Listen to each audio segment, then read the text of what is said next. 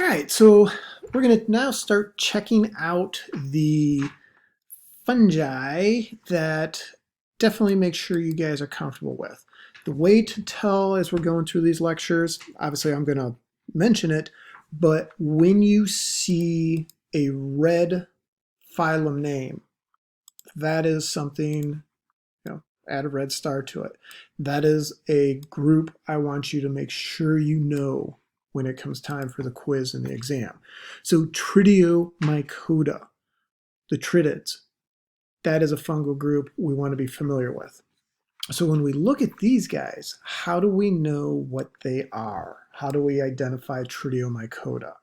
Well, the starting point is these are all aquatic fungi.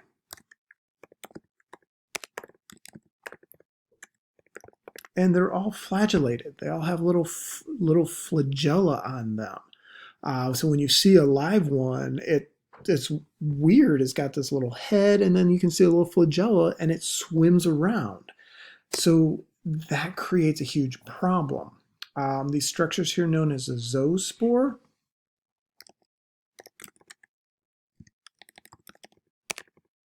They're mobile.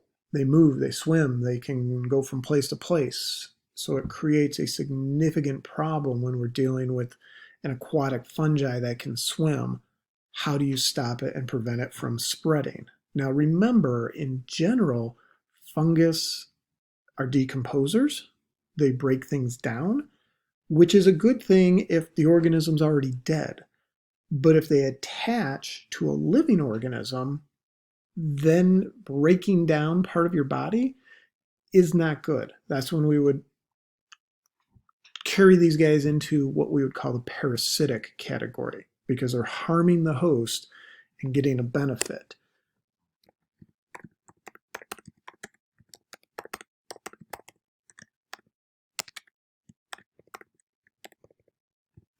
So they often will parasitize amphibians because amphibians are aquatic, so they're living in the same environment potentially, and they swim around, they attach to amphibians, they decompose, start breaking down the skin of the amphibians, causing the amphibian to eventually die. So globally, amphibians are in bad shape. Over a third are threatened with extinction in the near future. They're endangered, threatened towards extinction. And Mycota is just one of the things that is really, really beaten up on the amphibian populations globally. So this is why don't ever take a frog from one location to another location. Buying frogs from pet stores, huge problem because they may have these zoospores sitting on their bodies, and now you bring them into a different environment and you've just introduced an invasive fungus into a new environment that could possibly wipe out the amphibians in that new environment. So we'll come back to this group when we get to amphibians, and then also when we're in ecology. So these groups don't just disappear. They're all connected. That's what ecology does, is it connects everything for us. So, all right, so other things to kind of big picture mention about the tritids, phylum Mycota, found in freshwater and terrestrial habitats, but they got to be moist or damp terrestrial habitat. These guys don't do well if they dry out. Tritids can be classified as parasites, depending on what they're doing, decomposers, and in some cases,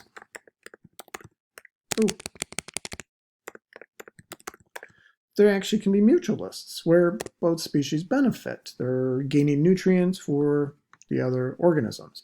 The key with these guys, they're unique.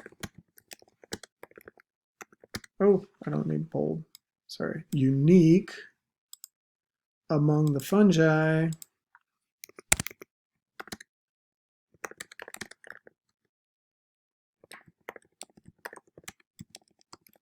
due to their flagellated zoospores.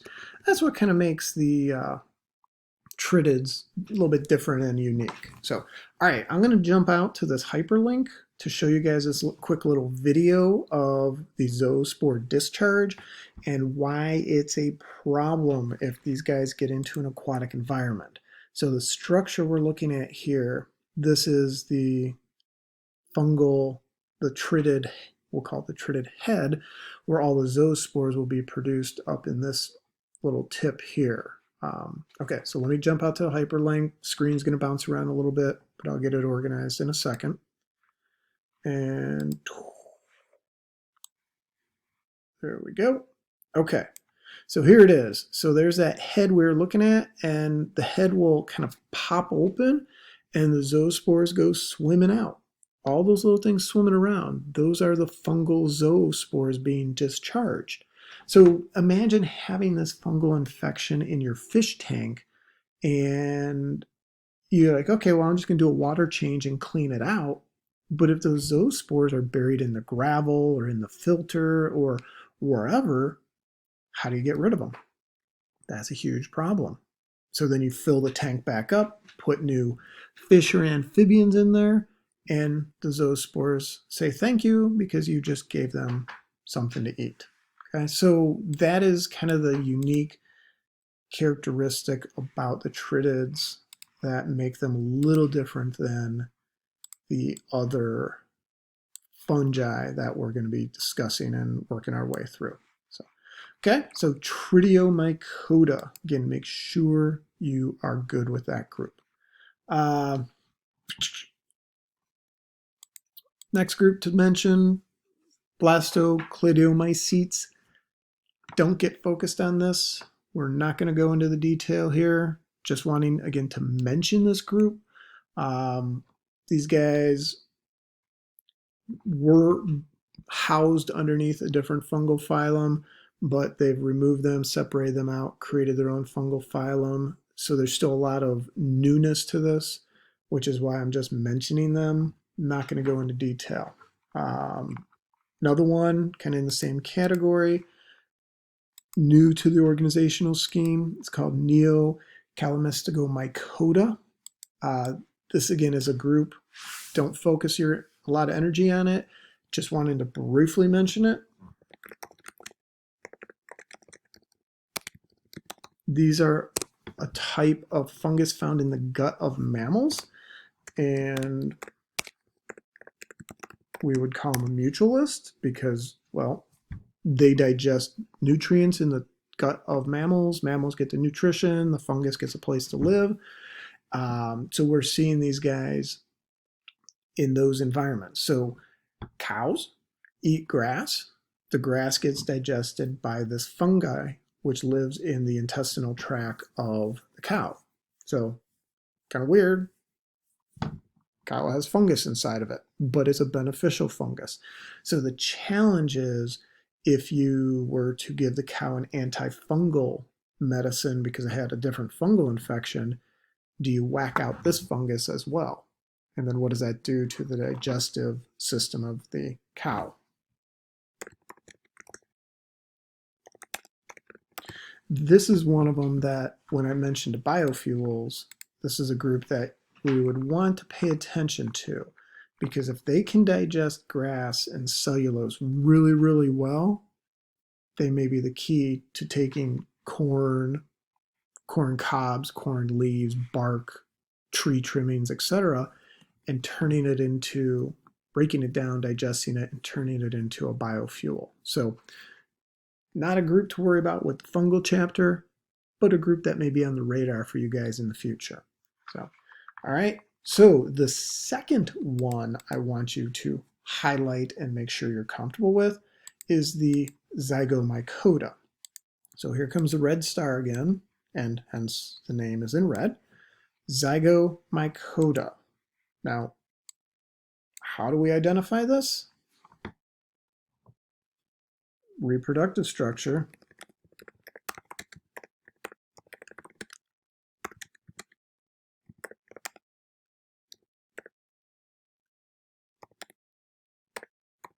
Is a zygomycote or zygomycete. So that's going to be the big thing. We all make sure I spell this right.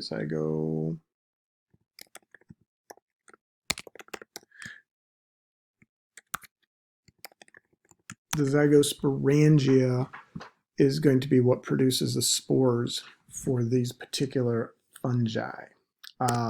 They can run sexual,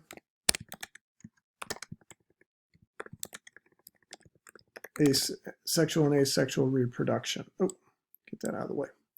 So, all right. So most of your bread molds, if you guys have a piece of bread that you were testing for the last couple weeks and it's got fungus growing on it, odds are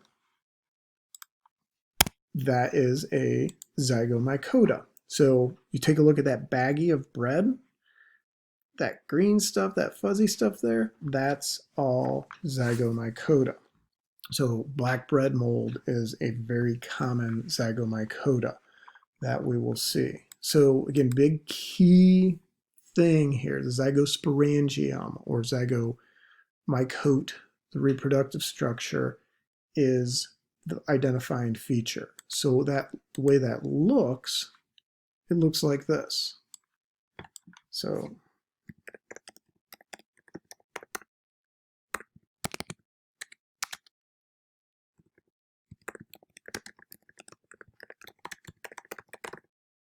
okay, so the zygosporangia is a sexually reproductive structure found in members of this group.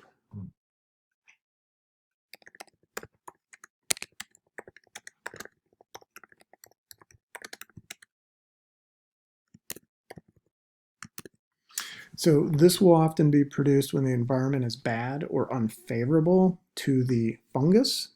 So it says, hey, it's getting hot, it's getting dry, it's getting altered pH, whatever the case may be. That's when the zygosporangia gets produced. So the way it'll work is one hyphae over here puts out an extension, and I'm going to give it a little, we'll say this is the positive strain hyphae, and then it meets up with the negative strain hyphae. They combine, create this little ball. The ball officially is a zygosporangium or a zygosporangia, and the DNA fuses inside of it and produces new genetic combinations because you have that DNA coming in and you have that DNA coming in. And then it blends together, produces a zygosporangium. From the zygosporangium, we will get this little stalk structure that will grow up. And then that stalk structure makes a bunch of spores up here. And then the spores get shot out to hopefully land in a new environment where the conditions are better. So the one you're looking at in this picture here, this is known as Pelobus, and I'll show you a video of that. Make sure I can get that set up.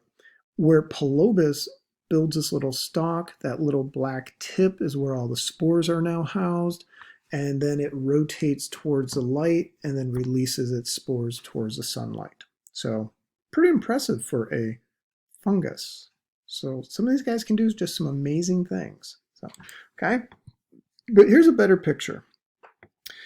If the fungus is going to reproduce asexually, it just shoots up a stalk, puts a ball on top called a sporangiophore, and inside that ball, there's a whole bunch of spores. Spores get shot out. Spores are all haploid, N. But in this case, every spore is identical. So this is what we do when it's a good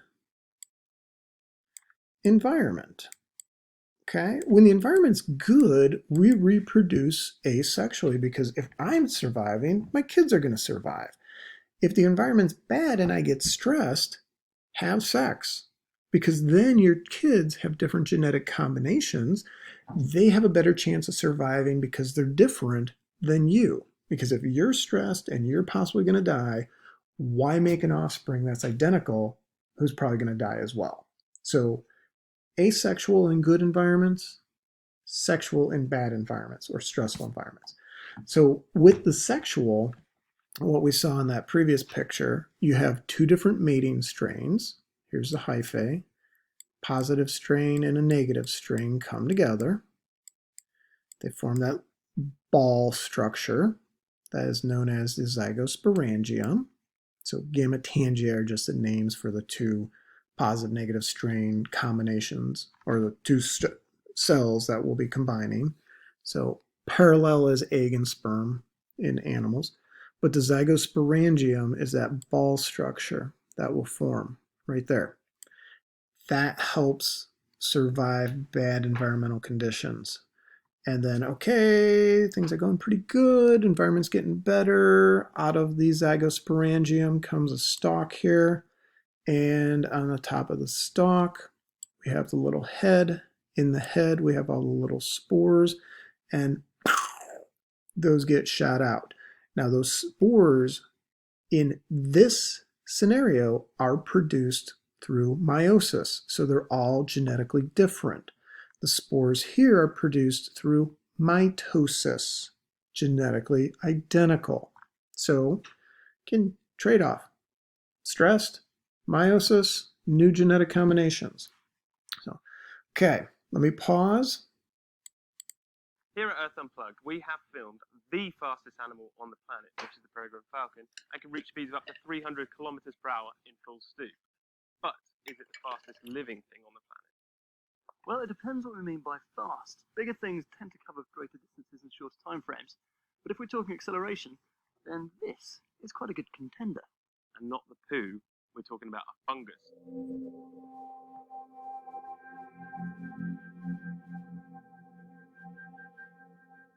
So this rather nasty looking specimen that we have here is exactly what we're looking for, and it's a genus of poo-loving fungi called Pilobolus. And their reproductive cycle involves being eaten by herbivores, digested, and then pooped out, where they will then grow on top of the poo. Yeah, and you sort of got it right there. I mean, it's grass-eating herbivores, so obviously when they're on the poo, they need to get out of the so-called zone of repugnance. Very nice. And to land on grass, and then the cycle will begin again. So all these spores at the end of the fungus need some serious firepower to get away, because they're so tiny and light. So hopefully we're going to try and catch that, and they should have some incredible accelerations for us. While the cultures are growing, let's go shoot some other stuff as a comparison. I'm super excited because we have come to a gun range to try and demonstrate just how fast these Pilobolus fungi spores really are. This is going to be our first contender. It's a replica Remington rolling block. It's chambered in .45 caliber, and it's got a barrel length of about 34 inches. And this is what's coming out at the end of it. It's about 530 grains, or about 34.3 grams. So using that information, we can work out the acceleration and momentum of the bullet, and then compare that to the Pilobolus. So due to various gun safety laws here in the UK, it's not going to be us that are going to be firing. Sadly. We've got a firearm specialist. For the best. For the best, I think, definitely. I think we're ready to go here. I can't believe I jumped.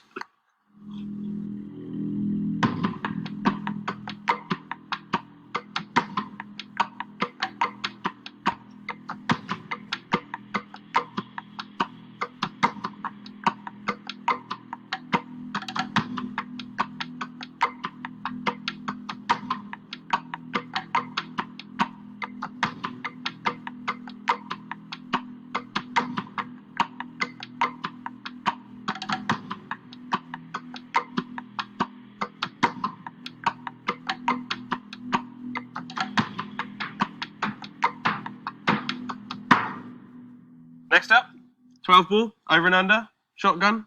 Very gorgeous, and this is what is coming out of it. All these tiny little bits of shot, and even though they're very small, some shot can be up to 100,000 times heavier than a Pilobolus spore. Wow. So they've got much more momentum. Let's get cracking on this one, I think.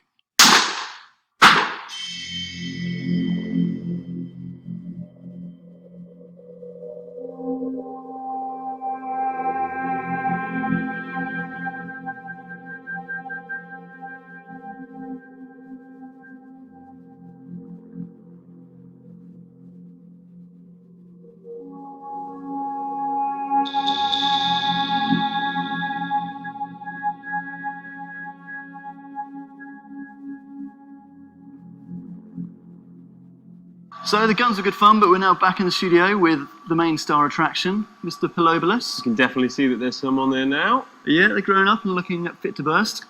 So now we play the waiting game. I've been sat here for the last 3 hours waiting for fungi to discharge their spores. So we're currently shooting almost 22,000 frames a second, which gives Sai just over 1 second to press the trigger. But in terms of the Polobolus spore actually discharging, apparently it reaches top speed in about 2 millionths of a second. So we won't really even see it go. We'll just see the spore disappear. Hey!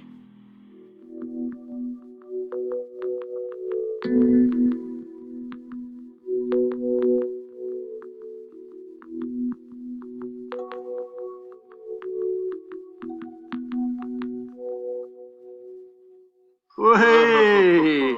Nice one, Si. That's awesome. You little beauty. So I mean, that's huge sort of bulbous end of the hypha, it's called, or the stalk. Basically, it's just filled with cell sap and cell juice because it's built up through osmotic pressure, so it's sucking up water into that end, and then finally just goes. So in terms of their velocity, they're so small. In fact, the distances relative to their size are vast. So in fact, their top speed's not that impressive. They've been recorded going about 25 meters per second, but they reach that top speed in about 2 millionths of a second. So Wow. in terms of the accelerations they're pulling, they've been recorded about 20,000 G. Yeah. And some fungal spores have been 180,000 G. That's insane. It's completely insane, yeah. And the secret behind this success is a really high internal pressure in that sort of bulbous bit at the top of the hypha or stalk. And that's due to huge osmotic pressures building up from loads of water coming into that cell sap that we're seeing firing out behind the spore. Well, we've seen just how rapidly they accelerate with the high speed. We're shooting at huge frame rates, and even then it's such a quick action. So Definitely putting your cameras to the yeah. test. If you guys can think of any other speed demons you'd like us to capture, let us know and we may just get it. So don't forget to subscribe just in case we do. And we'll see you next Thursday for another high-tech adventure. Okay, so just when you think humans are pretty impressive, we get humbled by a little fungus that it can shoot out spores that fast, that far relative to its size compared to what we can do with a shotgun or other guns or things like that. So there's just so much we can learn from nature, and the fungus, they're no exception. So, all right, I'm going to pause it and let you guys take a break and then come back. We'll start talking about glomerulomycota in the next part of the lecture.